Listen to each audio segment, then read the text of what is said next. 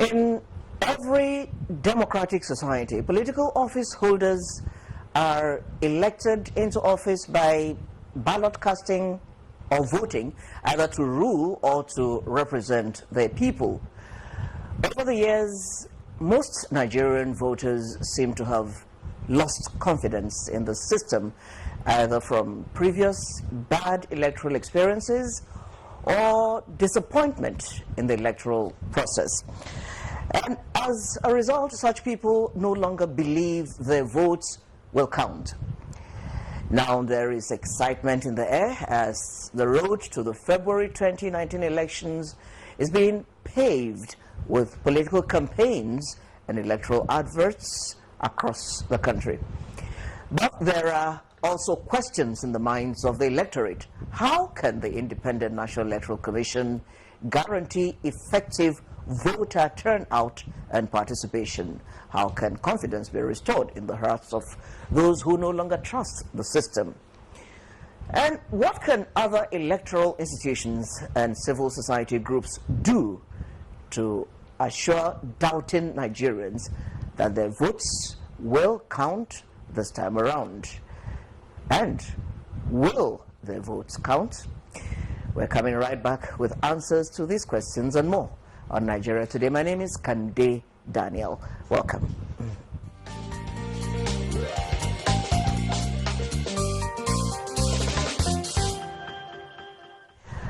I have two discussants to answer the questions we have on the issue of making votes count. Mazi Peter Okorafor is the National Secretary, Coalition of APC Support Groups. He's also the National Secretary, he's also a member 2018 APC National Convention Committee, in addition to being member Presidential Technical Committee on Sensitization. Mazi Okorafor, nice to have you on Nigeria Today. Pleasure is mine. Good evening. Welcome. Ambassador Nkoyo Toyo is a former member of the National Assembly and a former Nigerian ambassador to Ethiopia. Among other things, she is also founder Gender and Development Action Guide. Ambassador Toyo, you're welcome to Nigeria Today. Thank you very much, Gandhi. Thank you.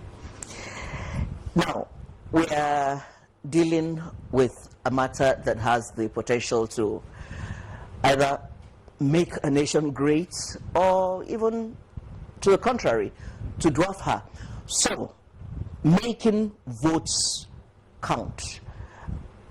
Ambassador Toyo, what do you make of this phrase, or should I say this phenomenon?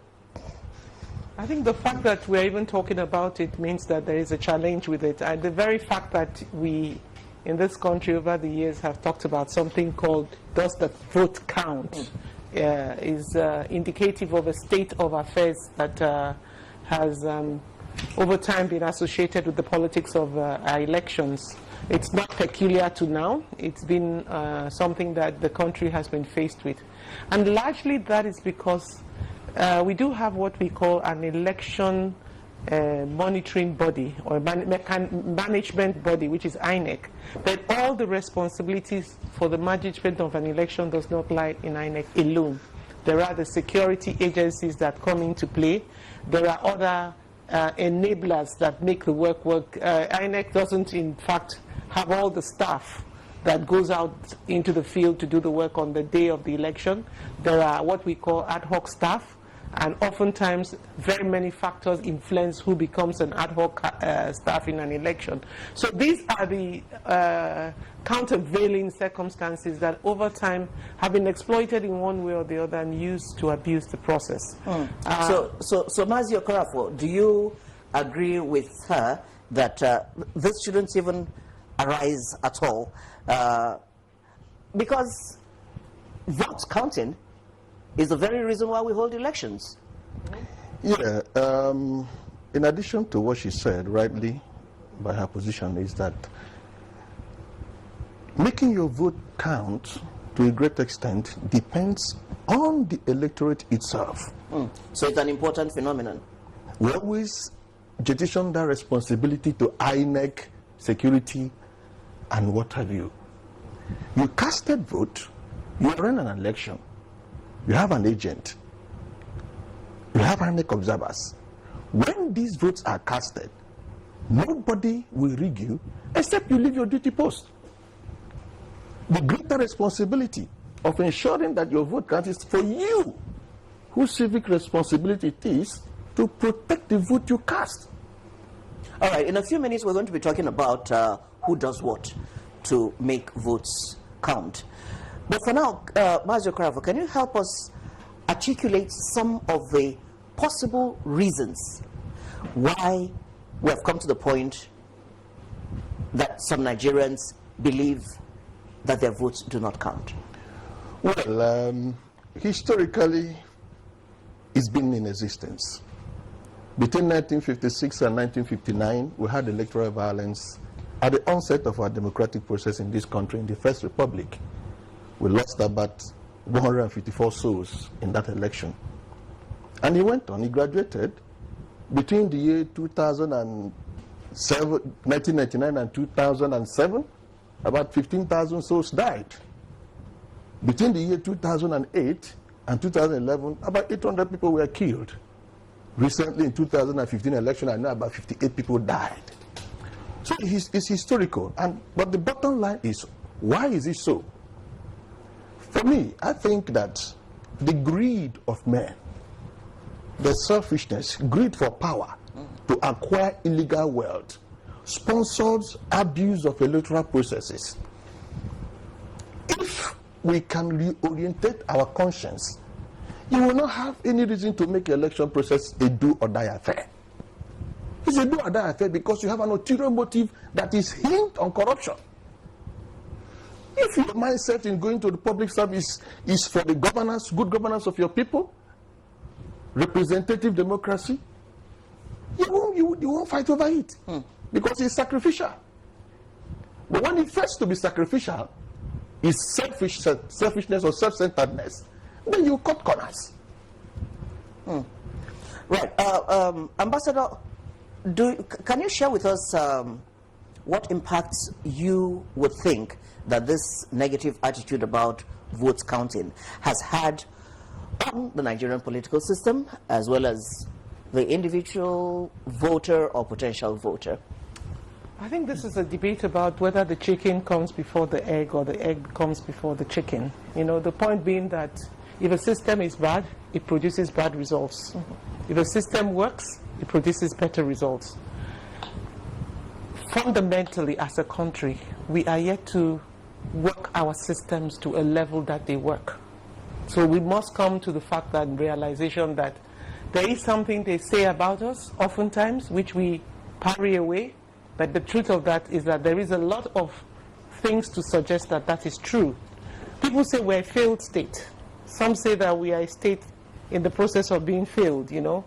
But the point I'm trying to make there is that when you have a state that is fundamentally weak in its capacity to manage its systems and its institutions, it produces results that contradict the very purpose for which those institutions exist. And the point, therefore, that flows from that is that people have looked at their capacity of many of our institutions in Nigeria to protect even the things or the mandates they are given. And they turn around and say to themselves, when did this business of protecting your mandate started? It started because we saw the institutions were failing to deliver on the very basic things that they were supposed to do.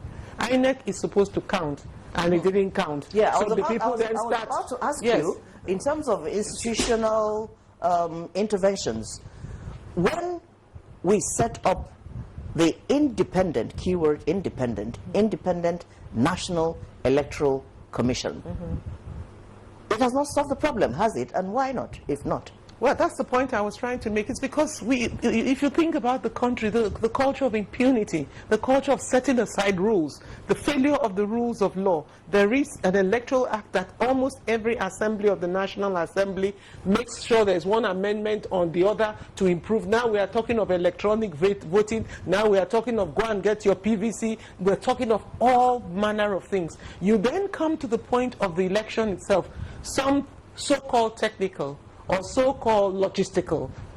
everything to suggest that the institution itself is unable to deliver on its own very mandate happens in the field. But those are even matters that we understand. The new face of the challenge is that because democracy is about contestation and we are an evolving democracy, we are just emerging. We're not yet there. We don't have the ethical values that go with a decent democracy. The contestation is so stiff. And when you have a stiff contestation, people resort to just anything, including undermining that very system that is supposed to produce an election that counts. I am totally against anybody asking anybody to go and protect his mandate. The system has to deliver on the mandate. How many people can protect their vote? If all of us are trying to fight over, I put my own, you put your own, no, what I put was wrong, everybody has his own narrative on what that vote they cast is. So the institution has to be in a place, and like you say, it's an independent institution. It has to be in a place to mediate on our differential interest in such a way that our interest does not undermine the good and the general setting in which we find ourselves. So basically, it's a failure of institutions. It's a failure of systems. Look at where we are today.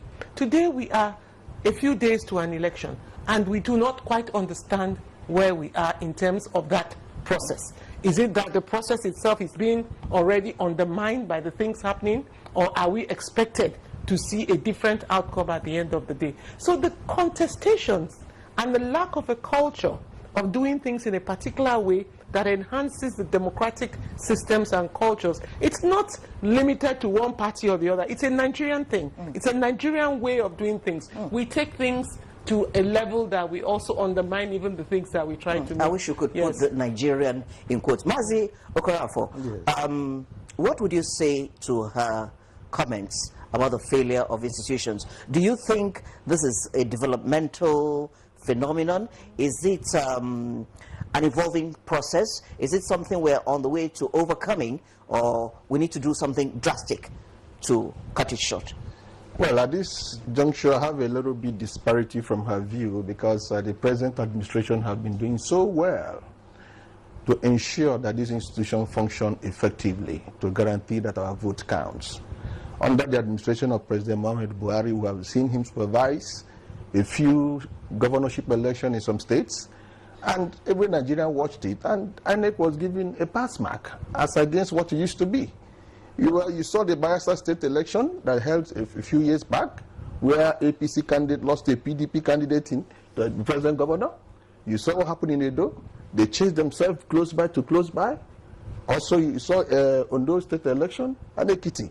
What's dramatic is the Anambra election, which is normally used to rigging, thuggery, ballot snatching. But under the present administration, they ran free and fair election there, and everybody saw it. And APC lost to ABGA. So for me, under this present administration of President Muhammad Buhari, the institutions are being geared up to work, and they're working. And I believe in a more larger general election that they will improve on what they've done.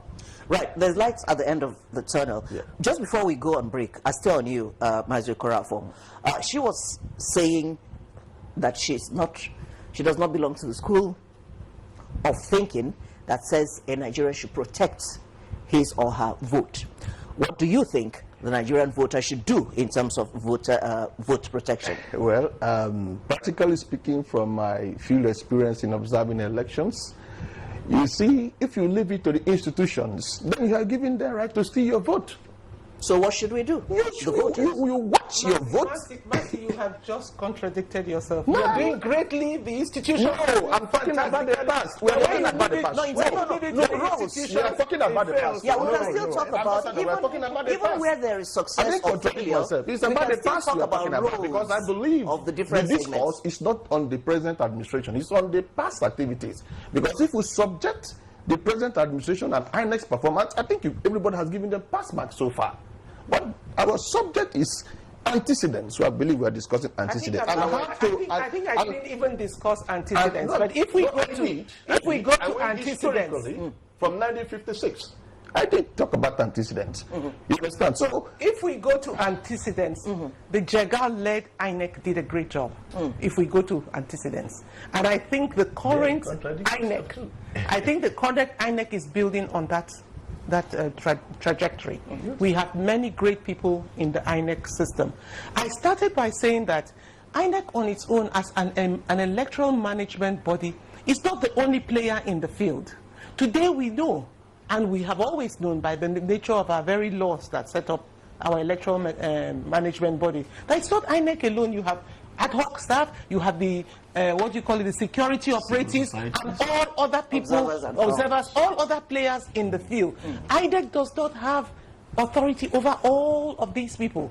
Remember what happened in Edo when they said, look, we can't hold the election on a particular day because the security operatives said we cannot hold the elections. But what I'm more importantly saying is that the current situation in which we're seeing ourselves in Ekiti, for example, is such that it is not just about INEC per se. It is about the nature of the contestation itself. And the question is, why is the nature of the contestation so deeply problematic? Okay, we'll come back to all of this in a moment. I think we need the break right now. You're watching Nigeria Today, and we're discussing the crucial matter of the need to make votes count in elections. We'll take a break from the studio now to hear from Nigerians on the streets.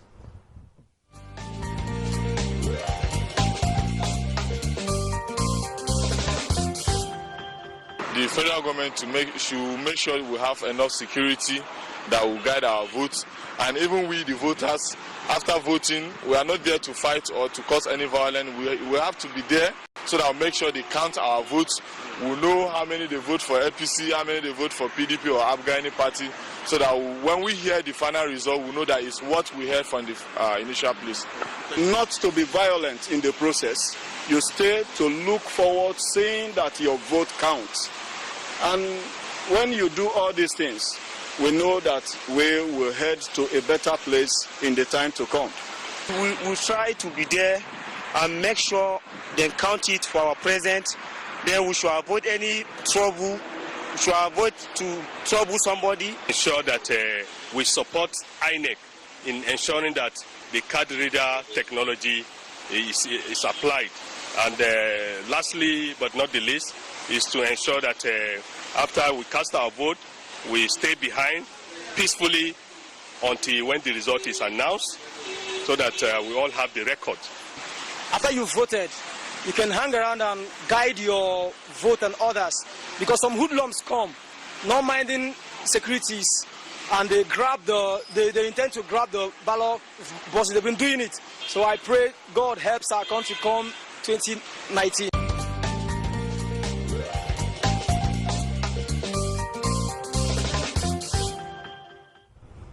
Welcome back. Mazi Peter Okorafor and Ambassador Nkoyotoyo are still here. Well, the good thing is Nigerians do have opinions about issues any day. You just watched. I'm curious to know where you would place our respondents. Are you placing them in the box of the doubters or in the box of the believers in the political system? Mazi Okorafor, let's hear you. yes, I think I will call them optimists, because the APC-led government have provided enabling environment to make Nigerians believe that 2019 election is going to be credible. They said the taste of the pudding is in the eating. We may have done little elections, but those elections are serious landmark that could give us a picture of what to expect in 2009 general election, 19 rather. And of course, Nigerians witnessed our convention, the APC National Convention. It was strictly and purely democratic. The president himself got up and voted. Unlike in the past, where they would just reel out names and say, everybody returned unopposed. Our president went and casted his vote at the convention for his candidates. And then he supervised governorship elections across this country, about 4 states now. And they went without interference from the state, and they did their job under his purview. So I think there is hope But even though while we have hope, we know that some opposition people and those greedy, ambitious politicians out there masquerading in various political party form, they may want to try their gimmicks like they always do. But this system will not allow that, because we have a watchdog who is committed to transparency, integrity, and probity. You know, somehow I'm glad that we all agree that it is important that votes should count, especially as 2019 approaches. And despite the argument we had before the break, there is a point of agreement that the vote should count, and people should do what they can to protect the votes. Certainly. But where they cannot do anything, institutions should come in. So, Ambassador Nkoya, I want to hear your opinion. You are strong as a member of the civil society. Can you share with us your thoughts on some of the things civil society has been doing and should be doing to move us even further on the issue of making votes count? I think even the whole debate on whether the vote counts at all and how you can make it count has been a civil society campaign. It has come from the civil society. All this question about stand there, protect your mandate, even the mandate question all came out of civil society. But I also do know that in actual fact that in practice, making the electorate accountable for that vote is actually putting an unnecessary onus on them. Because like the last speaker said, if you listen to them, that hoodlums come, this happens, that happens, and undermines the process. It sometimes gets violent and dirty. So why would you, as INEC, sit down aside and allow me to protect my own vote to the point that I'm fighting and sometimes being killed in order to protect that vote? So you're putting an unnecessary onus on the voter, as it were. But however, having said all of that, I think there is a role in civil society to continue to educate, particularly in this era of the use of electronic voting. Let us hope and believe that some of the setbacks we have seen with the use of those technologies will be addressed. Let us hope that even that technology itself would not be undermined by that same institutional thing that we are dealing with. And let us hope that in terms of the actual rolling out in the field, INEC may come out and say this is the way we are rolling it out, but in terms of the actual rolling out in the field, we don't meet with a lot of crisis. And I think that's what the civil society will educate on. These are the possible scenarios. These are the possible situations in which you find yourself. The whole question of an election observer mission is also to be able to give an alternative opinion. But it's just an opinion. It has never counted in the law.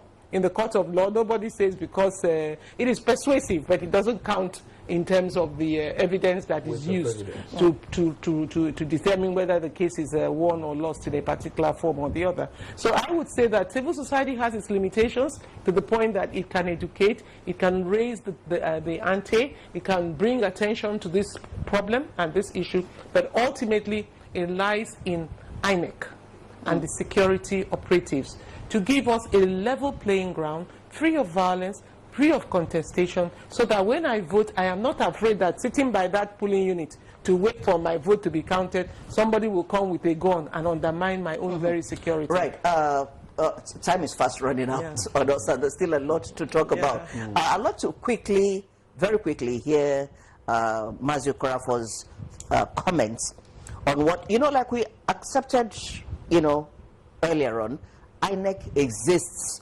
basically, simply put, for the purpose of making votes count. So now that we're talking about this, what do you think the Commission can do differently this time around to make the system better? I think that they have already started what they should do to make the system better. They put it in place already. It's in process. And to me, those few elections were litmus tests. And they got quite impressive pass mark. I could credit them over 65%, going by what happened in those elections. All right. Going forward, do you think modern technology has any way? She made a reference to electronic voting. Do you think we can tap into modern technology going forward to support the efforts of government to restore credibility to our electoral process? Yes. I remember in 2000 2007 election, the World Bank, European Union, I think they approved about $50 million for polling unit surveillance, digital surveillance cameras, which was presented to INEC. Then I happened to be part of that process. But somewhere along the line, because of power problems that will power the various units in the various polling units, that project never took off. And I know, if you know what the present administration is doing, so much is being done to improve the power sector. And until we improve the power sector, certain level of technological innovation cannot be introduced now. For instance, like the one I'm talking about, the digital surveillance cameras at polling unit. It captures the activities directly at the polling unit and returns them at the collating center where they're centrally monitored. Well, if you talk about the other electronic voting system, well, I think the past elections we did fine. Maybe government will have to finance INEC enough to improve on that. Right. You know, in closing down, there's something that has developed of recent in Nigeria. Just briefly, maybe 10 seconds each. I want to hear what we think about the recent coming alive of young people in Nigerian politics, the interest they have shown of recent. In what way is this playing out in your mind, positively or negatively, as we approach elections? You mean too young to run? Yeah, the interest of young people in elections. Oh, well, we saw that very strongly in 2015, that they had used the social media. And just to add to the point you made earlier on, I think beyond whether we have access to power or not power, even our mobile phones can do quite a lot in terms of the technology it is used. But we need to cue that into a genuine process of wanting to know what actually happened in the field. The first question we need to ask ourselves is that, yes, INEC, your job is to see that this thing works and the votes count, but you must be genuinely interested in doing that. And just to say that the young people are great and they would do as well as they can do when there's an environment that enables. But with what we are seeing in Ekiti State today, that is not. It's going to have huge implications for what happens on Saturday. Whether the vote will count on Saturday or not, the harassment of the Ekiti government today is definitely an indication of a very different standard. And this has nothing to do with INEC.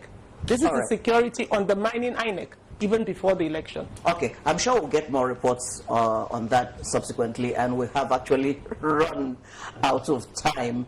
That's about all we can do in our half-hour slot. But your contributions have been very useful and well appreciated. Mazi Peter Okorafor, National Secretary Coalition of APC Support Groups, thank you for your time. Pleasure is mine. My dear sister, Ambassador Nkoyo Toyo, we appreciate your time too. Thank you. And that's Nigeria Today for this Wednesday. The program comes to you live every weekday, same time. Thank you for watching. My name is Kande Daniel.